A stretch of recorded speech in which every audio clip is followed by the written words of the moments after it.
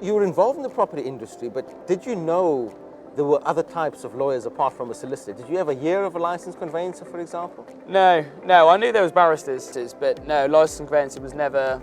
I mean, it's not publicised that much, is it? You know? No, well, we don't have licensed conveyancers on TV, right? So how did you go about finding out even how to qualify and study? Did you just do a Google search? I went on the, so obviously, did a Google search of the CLC, saw training providers, and saw that the Law Training Centre, were one of the first listed ones. Obviously, you've been trusted by the CLC. The regulatory body has said, Law Training Centre is the one to go for. And how did you find adjusting to online study? Had you studied online before? Was this your first time? No, not really. But I found it very easy because it is perfect for the working man. I could go to work and I would come home and I'd log on and I can do some revision. So how long did it take you to do level 4 and how long did it take you to do level 6? So 2 years. So you've gone from no prior legal knowledge, no prior qualification, to becoming an actual licensed conveyancer, working conveyancing in around 2 years flat. Yeah. Wow. Okay. That's good going. In 2 years, so much can change. So never look at the time frame of going, it's going to take me 2 years. Yeah, but your career is going to last 40 years. So really, those 2 years are that much. Sets you up for the rest of your life. For the rest of your really. life, of course. Yeah. I mean, now I can run my own conveyancing firm if I so wished. Yeah, absolutely, you can. And did you compare any other routes? Did you think about going to university and doing the traditional route? Did it even cross your mind at all? No, I was very much, I wanted to start earning money. I didn't like being, learning things where I always thought, if the teacher was that good at teaching me business, where's their business? Yeah. So if I were to sum it up and say, you prefer to learn from people who've done it before. Yes, exactly. You like the practical side of it, and that sort of makes the theory fit together for you. Yeah, I think the theory is very different to actually the practice. I think with these apprenticeships and the scheme that, the Law Training Centre, you need your 1,200 hours, you need this and that. Yeah, of course you do. Because obviously the theory, anyone could memorise something, but actually doing it day in, day out is the difference. No, 100%. So learning on the job, that's crucial piece of it.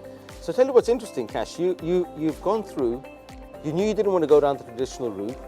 But bearing in mind, just a few years ago, none of these routes actually existed. So when we set up Law Training Centre, our vision was to be able to make it possible to qualify as a solicitor without even a law degree. That was practically possible. There was a few unknown ways. So much has changed in the last 4 or 5 years.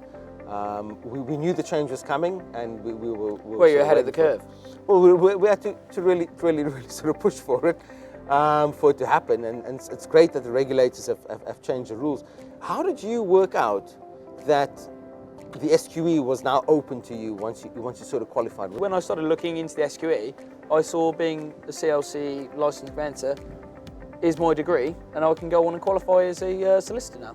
So that's great. So you've stitched the two routes together and know that actually you can open up and go on to become a solicitor without having to go down the university route. Okay. Exactly. So you prefer the on-demand style of learning? Yeah, the webinars, they're fantastic. I mean, very much.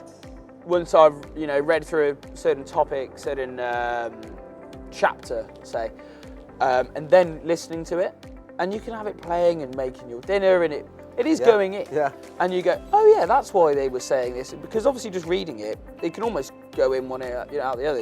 You're reading it, you're highlighting how much is actually going in, which is why I think it's brilliant that you have the questions at the end. Because you go, well, hold on, I don't know half of these, and right, I better go back through and and then you can answer them. And it's kind of like saying, hey, yeah, you've read it, but how much have you really taken in? So you find the self-test questions really useful. Well, they're brilliant. That's really good that you're taking the time to reflect on your knowledge, because reflection and then self-testing is a crucial part of learning in any sort of stage, because you, as you say, you want to know that you've understood the work, because part of what the course is designed to do is not just to help you pass the exam, but actually be able to practice the law. Yeah, afterwards. exactly. Yeah. No, and I think that's what, I've said this before, the Law Training Centre doesn't set you up, just to learn it. It's encompassing with the job, so it helps you with the job, which I always think is really good. They don't just want you to pass exams, they want you to be able to learn it, understand it, and then practice it in the day-to-day. So on the SQE course, what would you say is your sort of favorite features? I know there's a lot of materials. There's self-tests, there's multiple choice questions, there's webinars, there's the PDF books and guides. What are your sort of 2 or 3 favorite parts of the course that you sort of find as your go-to? It is the webinars. They're incredibly useful. I mean, I wouldn't be able to pass the SQE. I know I haven't passed it yet, but I don't think I'll be able to pass it without listening to those. You know, because obviously you're having someone explain the law, it may be in a different way that you're understanding it, which can make you once again go back. And obviously the self-test questions, you know. Anyone can read anything, but to actually understand it, you need to be asked the questions on it. How much tutor support have you used, and how beneficial have you found having a tutor? So for the CLC, when I did use it, I got the support I needed. So again, you know, Louise McGee, I used her a few times. Yeah. She was brilliant, fantastic, and really moral support. When I said I've got an exam coming up, she was always there to say, good luck, you know, and well done for passing it. And I think she was pretty ecstatic when I got my licence conveyancer full diploma. Actually, yeah, I think I did fail my level 4. And I spoke to Louise and said, well, what didn't I get right? And, you know, let's try and, you know, what can I do better and stuff like this. And she was extremely helpful and said, you know, this are your grades, this is step by step, what you got wrong, and maybe you need to look at this and that. Brilliant. On the law side of it, what is it about law, you know, that sort of gets you up in the morning to want to do it? Is there any particular thing that you put your finger on, or is there a sense of you know, what is it that makes you want to do it? I mean, I love the client side of it. You know, I think it's brilliant. These people, you know, they want to live in these homes. They want to sell these homes. When you ring them up and say, you can get your keys, they're ecstatic. Yeah. Brilliant. What a lovely feeling. I've got you there. I've been the one to make sure the house you're buying is secure. It's got a good title, you know, and you can live there. You can raise your family there, you know. What a wonderful feeling. I get to do that. I get to play the biggest part in these people's lives, other than when they get married, is buying their dream home.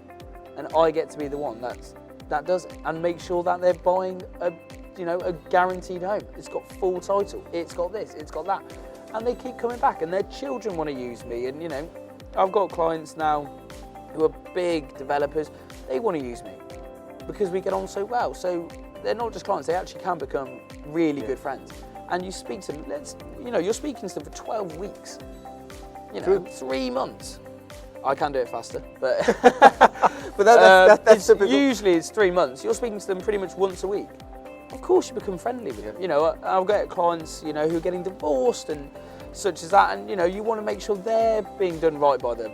That's why I enjoy the law, because it's not just about the law, it's really client-based. And I think a lot of conveyancers don't think about that anymore. Well, that's what I was going to say to you. I was going to say, if I were to tell you, Cash, that most people who study law, particularly at university, they think that conveyancing is not very human, that it's all about process and paper. What would you say to that?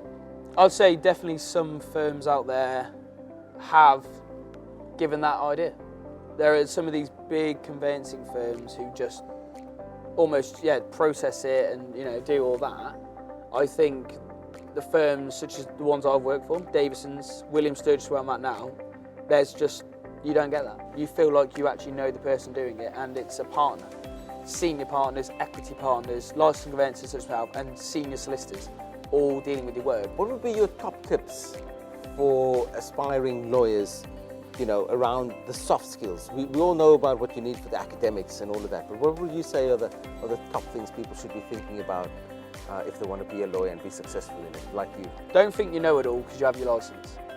I think that's really, really good to have in your brain.